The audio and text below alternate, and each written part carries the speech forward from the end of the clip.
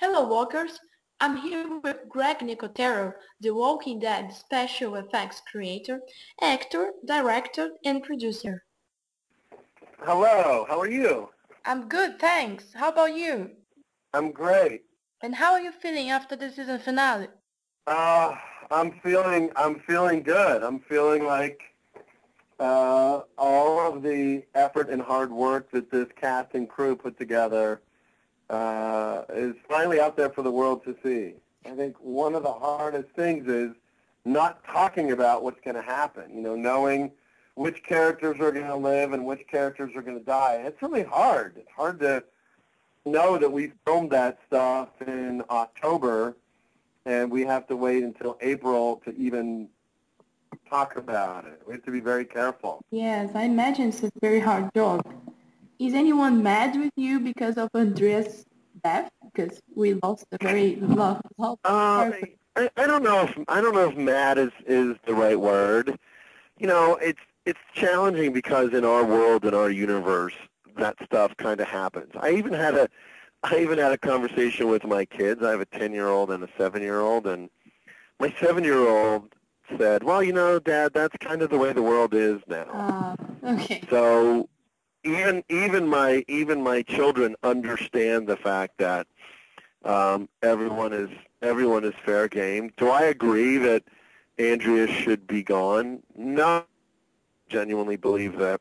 Yes. Her character was not tremendously well served this year, and I would have preferred to be the Andrea that we left at the end of season 2 as a strong, viable character. That's true. Because I do believe that her character was not necessarily served as well as she could, but I think we did a lot to reconcile that in the finale. Yeah, then that's a good answer for the fans. Okay, so I have some questions here, but it's not only about The Walking Dead. So, for example, I would like to know some things like you consider, I think everybody consider you like a kind of master of makeup effects, and you have quite an impressive list of projects. So, talking about zombies, would you say The Walking Dead demands the most realistic makeup, or more realistic than the other zombies you've done before, like Romero zombies? Well, we've certainly utilized our experiences with other zombie projects to fine-tune and finesse the makeups. My first job was Day of the Dead, and just in regards to the way that we designed those zombies, which were, at the time, the best zombies that had ever been put on film. Yes, definitely. But utilizing what we've learned over the last 25 years in regards to materials, in regards to technique, artists, using dentures and contact lenses and hair pieces and all that kind of stuff. We really have tried to utilize, in my opinion, real anatomy that we have augmented to make them look as authentic as possible. Yeah, I think you can see that. And do you have a personal preference for zombie and horror projects?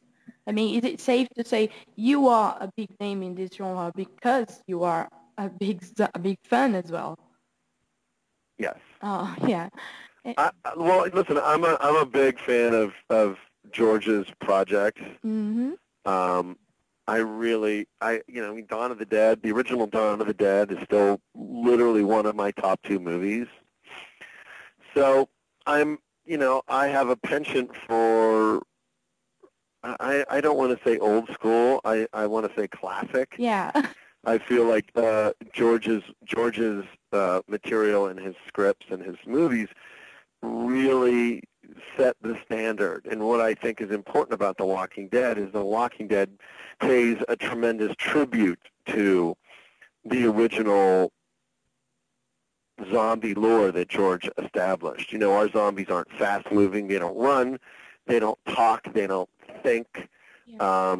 So I really do believe that they're probably the closest to George's original concept. It's not like 28 Days, or it's not like the Dawn of the Dead remake, or it's not like Resident Evil or anything like that. Our zombies are very different. Yeah, I heard the remake of Dawn of the Dead hasn't pleased George Romero very much. I think the Walkers have a better chance. Yeah, I would agree with that as well. Yeah. So talking about preference, did you choose playing those 3 zombies? I think there were 3 zombies you played in The Walking Dead, weren't they? Yes. I played two walkers in season 1. One of them that was the walker that was eating the deer. Yeah. And again, sometimes that happens out of necessity. In that particular episode, which I think was episode 3, we needed to have a severed head, and we needed to be able to chop the head off and have the head rolling around. So it was important that we utilize a mold that we had in stock. So we designed that makeup to be worn by me, so that we could make a fake head since we already had molds. The second time I played a walker was the walker that bites Amy. Yeah. And again, it was to facilitate the effect. There was a specific place that we needed to bite. We had to bite her in the arm and bite her in the neck. And on a TV shoot where you don't have really an opportunity to do take 2 or take 3, we ended up deciding that it would make more sense if I did the biting, because then I could make sure that the bite worked and looked good. Yeah, so it was more out of convenience than preference. Convenience, and it actually served and helped production. Yeah.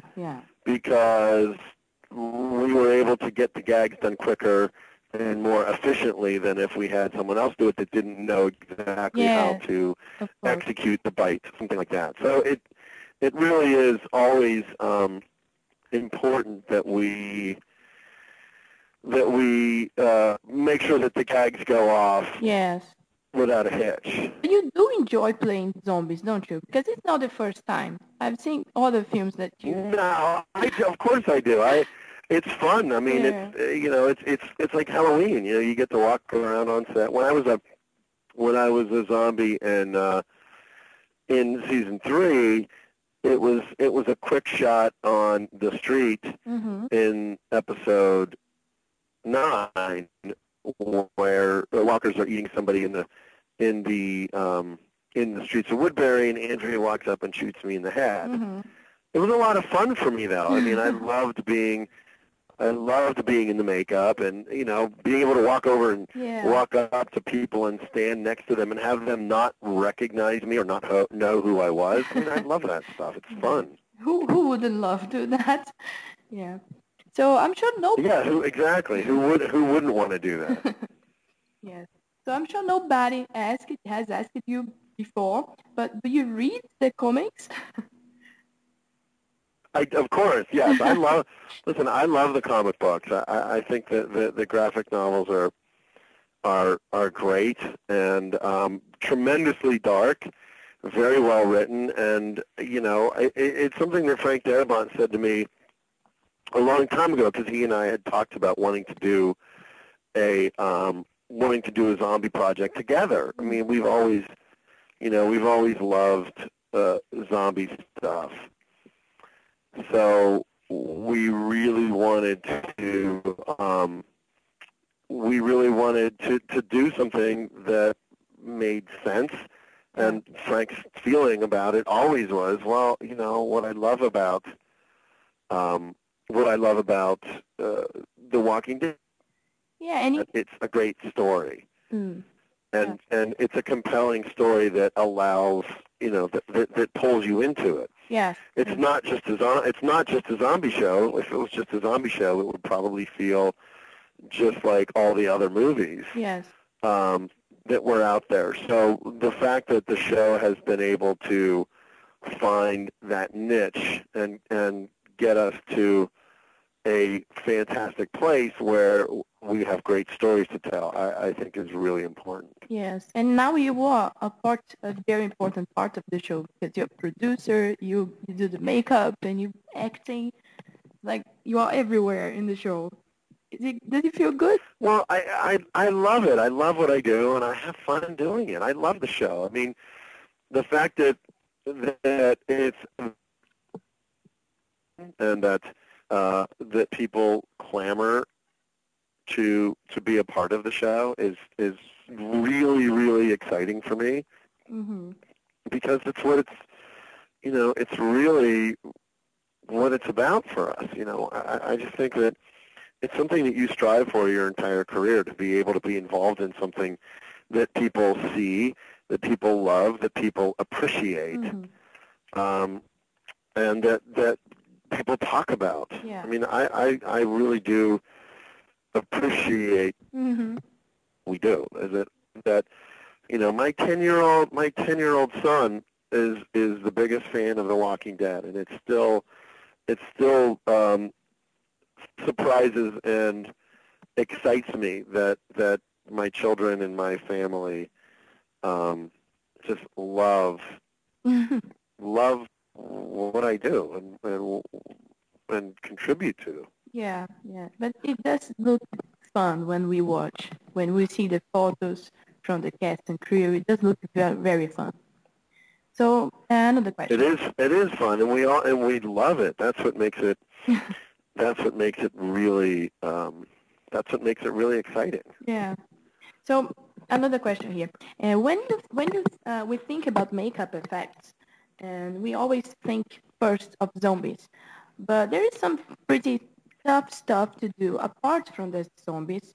For instance, the Herschel's leg and the governor's eye. I read an interview about this governor's eye, and David was saying that it's very annoying sometimes. So do you think this kind of job is kind of worse than than the zombie makeup, or would you put them at the same level of difficulty? Well, it's just different. It requires a different kind of skill set.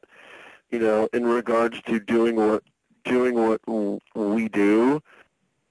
Realistic makeup like wounds and things like that. Even character makeups. I mean, the thing that I love is that we have the opportunity to work on stuff like Oz and Spider-Man and Django along the same time that we get to work on stuff like Walking Dead. So, what our expertise over the last 25 years certainly runs the gamut in between what we can do, what we're really good at, which fortunately for us really spans quite a bit of material. Being able to jump from Walking Dead to Django to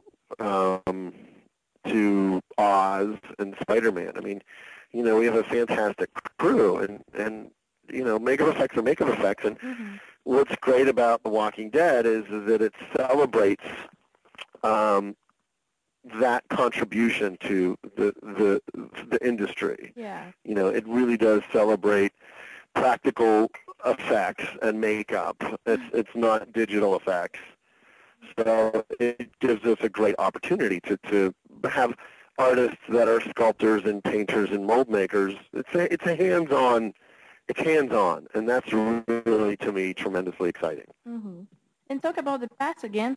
Back in 1985, there was a scene when a woman cuts a friend's arm in Day of the Dead. And you were acting in this film, but you also working with makeup effects. So did you help with this scene at all? Yeah, because my background and my background in pre-med gave me some interesting insights Mm-hmm. in terms of what I needed to do. So I really was able to consult on those to make sure that chopping somebody's arm off Mm-hmm.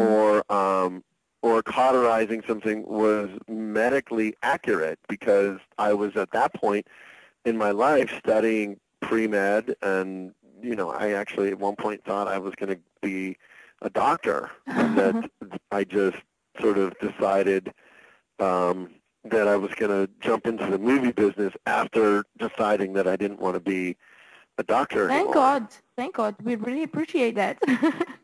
Not that I don't know if you would make a good doctor, but still, it's better not to risk.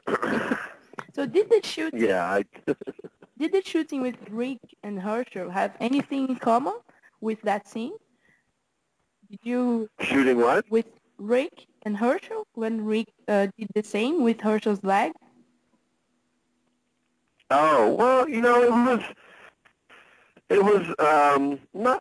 I would probably say no. Mm. I hadn't really thought of that. I mean, clearly, with Herschel's leg, it was important that it look realistic. I hadn't really thought of any comparisons between Day of the Dead and that scene. But clearly, Yeah, now that's you have part of the rules of that world. you have different technologies nowadays, so I imagine. Well, yes, in terms of how we actually did it, yes. Yeah. So we have very different technology. We were actually able to. I thought that was kind of fun, actually. That the way that I look at effects and the way that I look at certain things is that we build them from the inside out. So when we're making an arm or making something that somebody has to chop into, we're going to actually put a rigid piece of fake bone, and then we're going to put some fake muscle in there, and then we're going to put the skin layer over top of it, so that when you chop it up, you're actually seeing these other layers inside there. And by doing that, it really gives you that opportunity for the audience to identify with it, for the audience to go, oh my God, that looks so real. It's really cool. Yeah, of course. I just couldn't help comparing. I'm a big fan of both, so I have to ask that. So talking about zombies again. We could see lots of remarkable walkers so far, like the bicycle girl, the well walker. Could we expect more iconic walkers for the next season? Without a doubt, I always prefer, and I really like doing that. I really like the idea that we get the opportunity to do more and more hero walkers. Some of it's challenging because it has to be sort of intrinsic to the story, intrinsic to the script. And in season 3, some of the walkers that are featured have to sort of push the story along. Like when Rick goes into the boiler room and finds the walker that has eaten Lori and devoured her, that to me, that I feel is an iconic walker. Yeah. Not a lot because of what it had to do with it, the fact that he goes up, puts his gun in its mouth and shoots it and then stabs it. That's a great moment. Yeah. But those iconic moments are made pertinent because of how they play out in their contribution to the story. Yeah, true. So I've read an interview where you compared shooting The Walking Dead and Christmas Morning, referring how excited you were to direct your first episode. So do you feel excited about directing even after directing the web series and now lots of episodes in the TV show? Do you still feel excited? I listen. I mean, it's a tremendously rewarding experience. I had always thought that I just wanted the opportunity to get behind the camera once just to see. I mean, I've been on set with some of the greatest filmmakers of our generation. I've worked with Steven Spielberg and Quentin Tarantino and Frank Darabont and John Carpenter and George Romero. I consider myself having the best film school experience on the planet. I consider because too. I've been able to work with these people and collaborate with these people who not only do I admire and look up to, but that I learn from. So having the opportunity in season 2, the first episode was in Walkers and very heavy in drama. I think it did a lot for me to have an episode that was dramatic and that had a lot of character stuff in it, because the zombie stuff I can direct, that's pretty straightforward for me, but it's getting the character beats right, which is important to me. And I really do love that. And I think because I have a makeup background, I probably overcompensate and spend extra time making sure that my character beats are hit well, because that's important to me, Yes.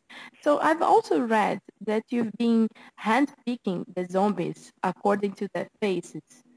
And you even said sometimes you go out for dinner and you're thinking, oh, these waiters could be a great zombie. So I was just wondering if you could tell me, no, it's not going to be spoilers, of course, but if you could tell me if anyone from the Alive cast would make great zombies.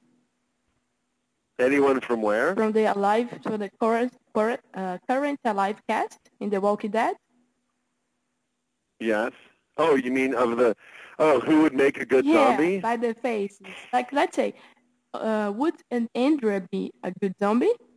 Do you think? I have to think about that, because I never look at them as zombies. The people that we think about. That's a tough question, because truthfully, a lot of the people that we use as walkers, we cast for different physical attributes.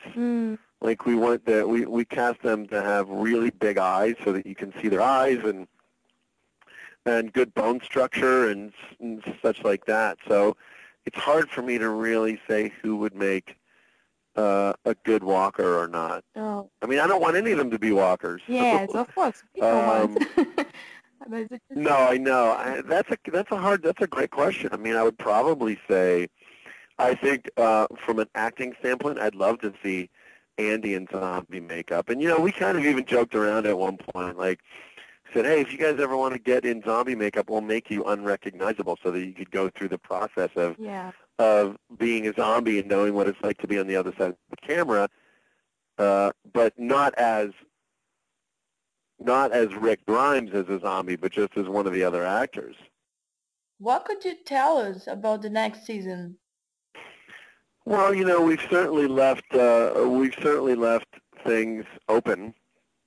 I can't really get into that, but the idea that could Rick and his group taken over Woodbury instead of staying in the prison, sure, that would have made sense at one point, but knowing that the governor is still out there and still alive and what he's capable of, I think that the prison is a much more defendable place to live than Woodbury, because clearly the governor knows the ins and outs of Woodbury pretty well. So I think Rick and the group deciding to stay at the prison makes sense to me.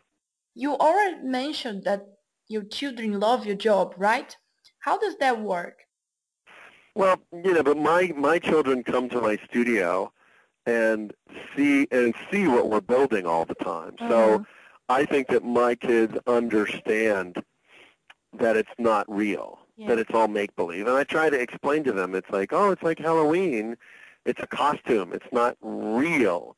So they don't get caught up in what's real and what isn't real. They understand that it's make-believe and that it's fake. Have they ever dressed as a monster made by Dad for Halloween? Or? They have. My son, I made a Godzilla costume for my son a couple of years ago, and I also, they were zombies for Halloween last year. Oh, God, yeah. If you were my dad, I would bug you to teach me how to make myself really scary. I would be the best zombie ever. My kids want to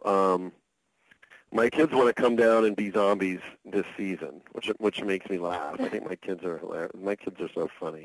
Yeah. Okay, so thank you very much for your time. Thank you for this interview. I'm sure the Brazilian fans will love it. And could you say... It's my pleasure. Could you send a hello or a message to Brazil? Well, I have to say that I'm very excited to talk to you. I have never had the good fortune to visit your country, but know that we have a lot of supporters and a lot of great fans down there. You're very welcome. And no, I know, and it really means a lot to me. So I just wanted to say thank you. Okay, thank you. Bye-bye. Okay. Bye.